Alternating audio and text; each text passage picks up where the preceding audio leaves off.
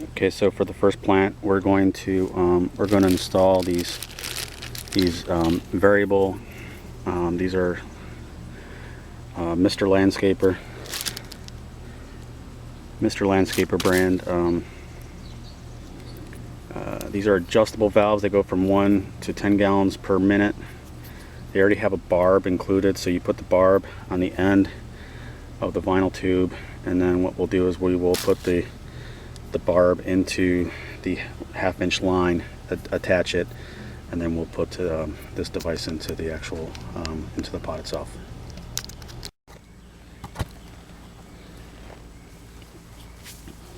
Okay, so I've taken the hose. I've cut off a 2-foot section. What I'm going to do now is I'm going to take one of the risers. You're gonna pop off the little end piece, insert one end into the actual tubing. Make sure it's all the way on. I probably should have cut it a little bit straighter. And we're going to take the punch tool. We're going to go back here, and we're gonna punch a hole in the hose. Then what we're going to do is we're going to insert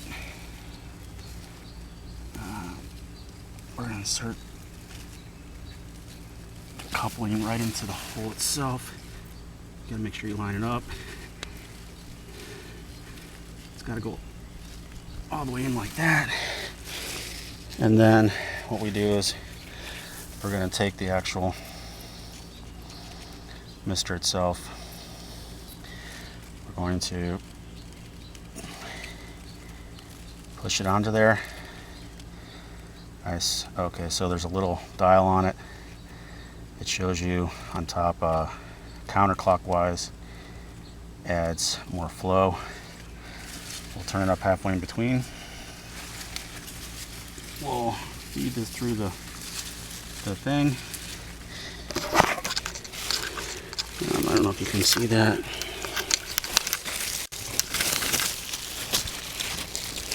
So then we're gonna go and we're gonna stab this in halfway down the plant,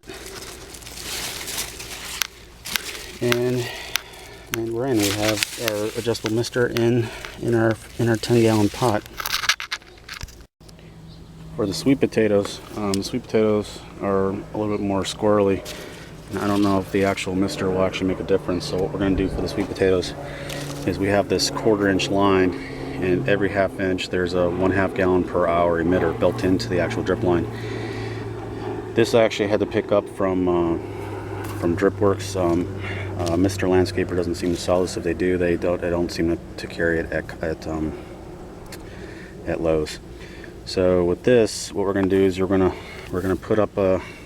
do the same thing. We're going to put a vinyl riser coming from the actual line itself. We're going to feed it up to the actual plant, and then from there we're going to use the same type of transfer bar to go from the vinyl connector to the actual drip emitter.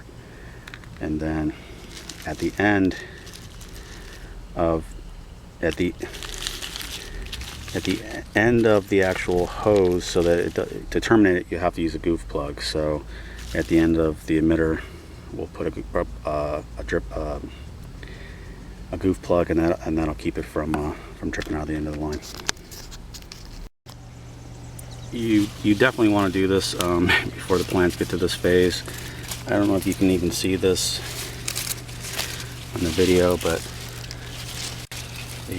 the riser comes in over here from the drip line, and then pretty much I've just laid, you have to trust me on this one, you can't really see it in the video, you lay the drip emitter line more towards the middle of the pot. You know, even though it doesn't cover it 3 or 4 times, there's still 3 gallons per hour of emitters in this pot. So I'm not sure how long I'm going to be running these yet, so you know, I can always tone it back. And then this is the connection to the actual line itself. So far so good. So I'm going to continue this for all the pots going up and down, and then I'll show you what it looks like when I'm done. Okay, I built out the 7 additional risers that are needed. So this is a complete assembly of the riser that's going to be in the cucumber pots. Again, this is the 1 to 10 gallon per hour adjustable mister.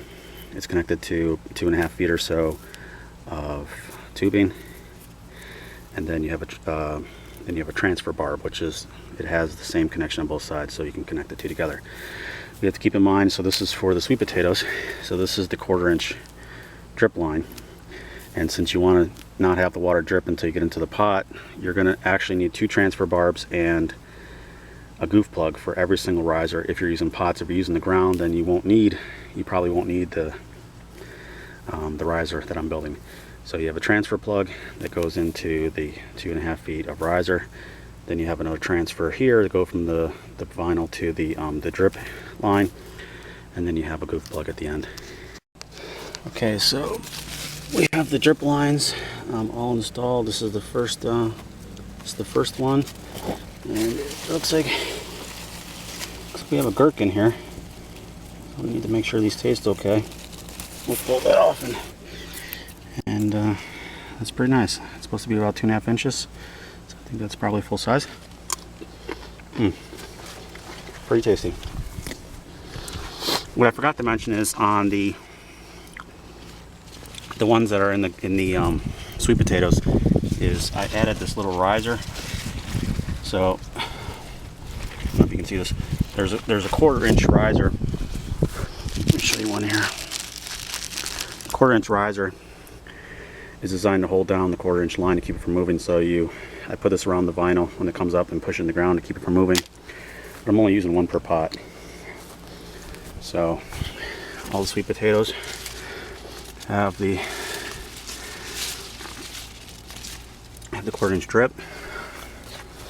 And all the cucumbers, I put them all in the off position so I can flush the line without clogging them. All the cucumbers have the adjustable drippers. Let me pull some of these dead leaves off. So far we have that done. So the next bed we're going to do is we're going to do the raspberry and strawberries. We're going to just use the straight drip irrigation tubing for this. We're not going to use the adjustable emitters. That way, if we have too much flow, I'll just cut back on the amount of pipe. Okay, so again, I've built my standard 1/4 inch drip line, leaving 6 spaces, which is 3 gallons per hour per plant. I use a little bit shorter lead this time. I think this is, I don't know, maybe a foot and a half. So again, we have the barb at the end, a barb to do the transfer, a goof plug at the end, an idiot driving by, and then so I've secured the 1/2 inch line with 3 supports to keep it pretty close to the bed. And you try to line this up.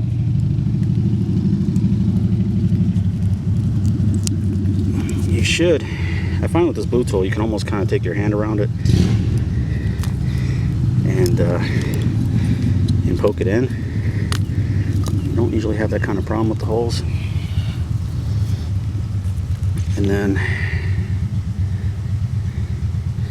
push that in until it clicks. What I find is you need to twist it a couple times, ensure that it's actually in the hole. Yeah, see, that guy has a testosterone issue. Obviously, he needs to rev his engine so that we all hear that he's home. Oh, and then we pretty much run the loop around the. Let me get these out of the way so they don't get confused by that. And then, so I've wrapped the 3.5, the 3 feet of drips. I keep it, I don't know, a little bit away from it. I'm only using 1 of the actual tie downs. I guess if you were worried or if it wasn't staying in place, you could, I guess, add a couple more of these. And then I just take this and push it in the ground, and then kind of just push that around, and so you can kind of see it's somewhat of a circle. I guess in John Kohler's world, this is probably better.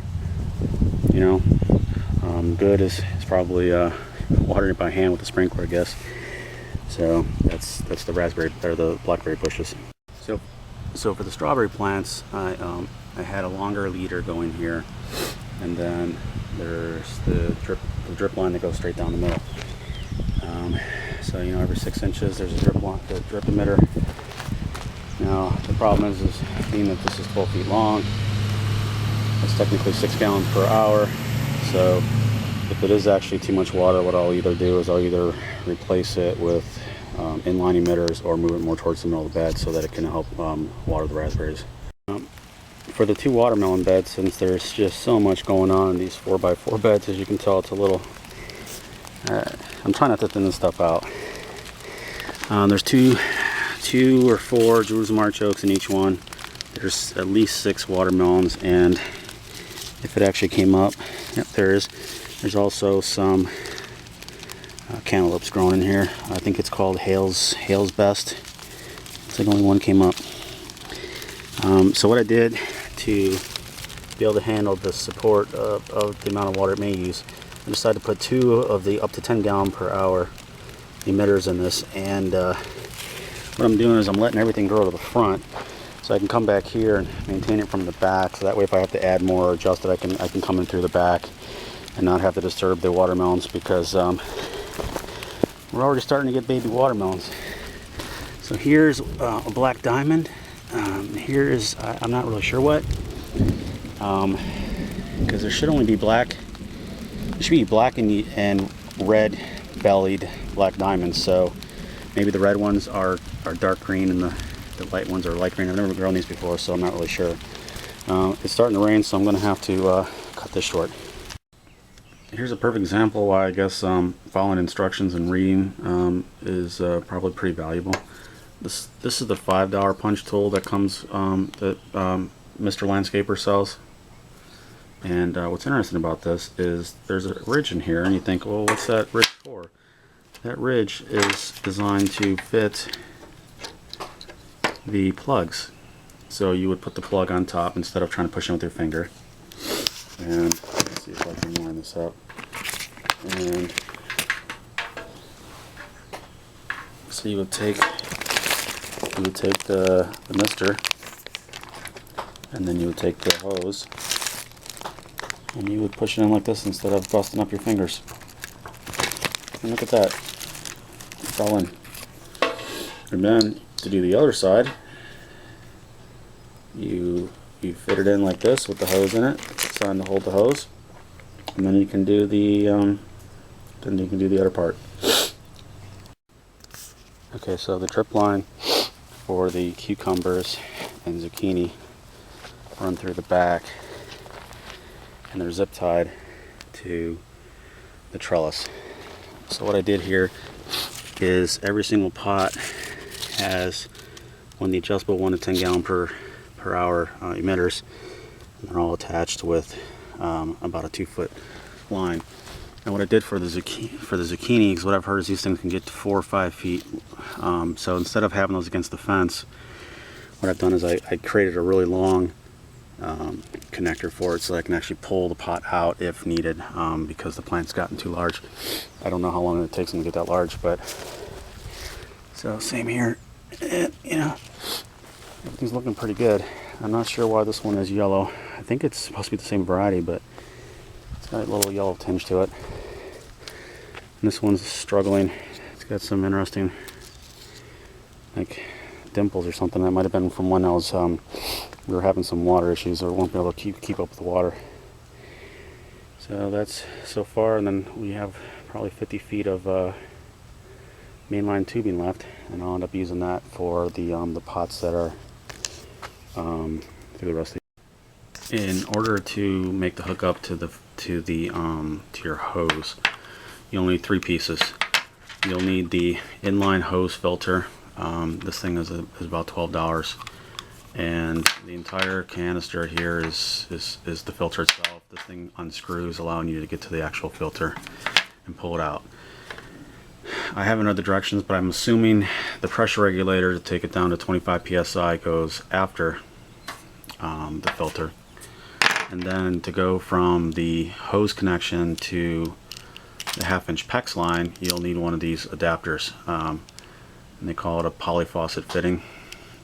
So this goes right from, if you didn't want to use the filter or the pressure regulator and you want to blow your system out, you could technically just hook this right up to your garden hose, and then you push the tubing, the 1/2-inch feed line over here, and then you twist this in, and the threads inside actually will pull the whole system together. Okay, so right now I'm bleeding the line. It took almost a minute and a half for the water to get all the way to the end. This is 200 feet of main line. It's still got some pressure, so I actually think we might actually be able to feed the plants here. So I am going to recrimp the line to pressurize it, and then see if anything blows.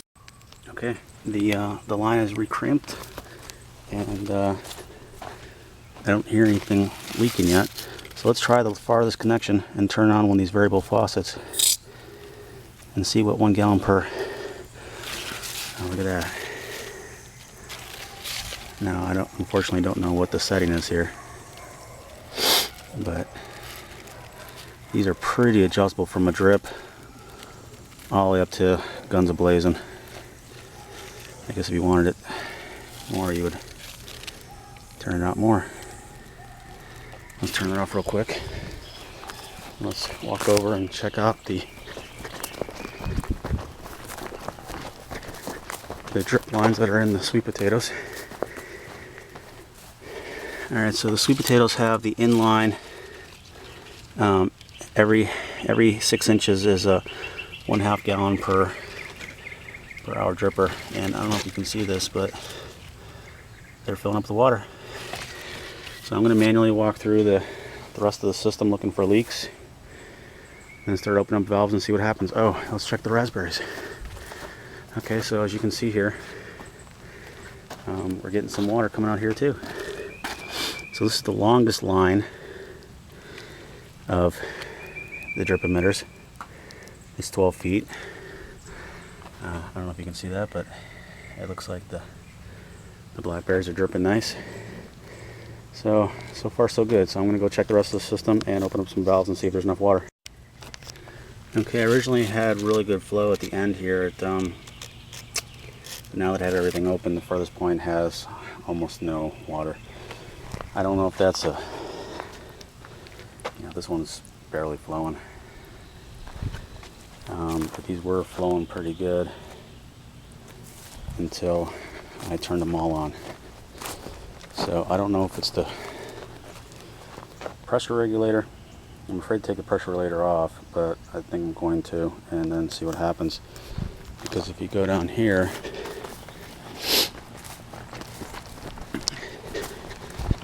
and go to the end, we have some really good flow, and that's what I was expecting everywhere. So I'm going to remove the regulator and see what happens. I'm not going to be able to see this, but I finally did get some water to come out at this end of the yard. I think I have the dials turned up too much, and I think there's just too much trying to be fed off of one line at one time. So I'm going to have to rethink whether or not I do this in zones, or try to figure out what 1 to 2 gallons per hour per emitter is, so that I can actually get it to run and work all the way back here. There's 13, 14, 15, 16, 17. It's like 26 emitters. I mean, if they were only 1 gallon per hour, that would be 26 gallons per hour, which is plenty. So it must be a combination of that and then the drip tape that's causing the issues. This is part one. We'll continue tomorrow.